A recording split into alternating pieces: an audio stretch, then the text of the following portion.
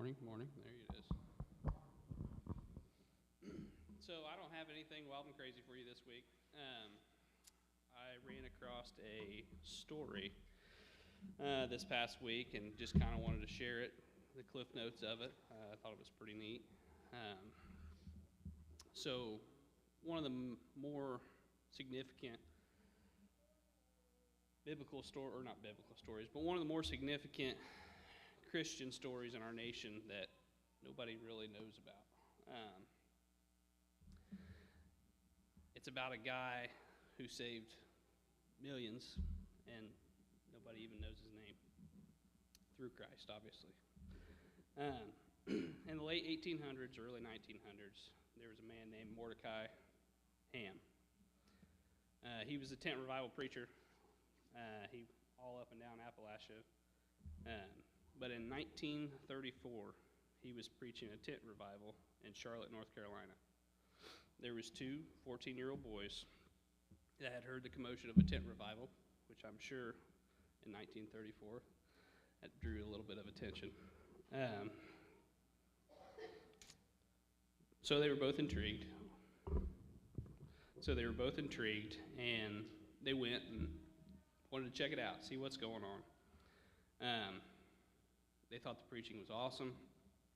It was enough to really catch and grab their attention, but there weren't any seats left. So the two 14-year-old boys turned around and they left. There was an usher that still nobody to this day knows his name, went running after him and said, boys, we'll find you two seats to sit together. So they went back, they shuffled some people around, and those two boys gave their lives to Christ that day. And, if the story ends there, it's a great story. But it kind of makes its own gravy here. The boys' names were Billy Graham and Grady Wilson. Millions and millions of people had been called up to heaven through the gospel preachings of Billy Graham. This guy changed the world, and it wasn't Billy Graham, it wasn't Grady Wilson, who was Billy Graham's coordinator, and it wasn't Mordecai Ham, it was the usher. The one man who's seen two 14-year-old kids walking away from the faith, what might have been forever, changed the course of history. Our jobs on earth isn't to change the world.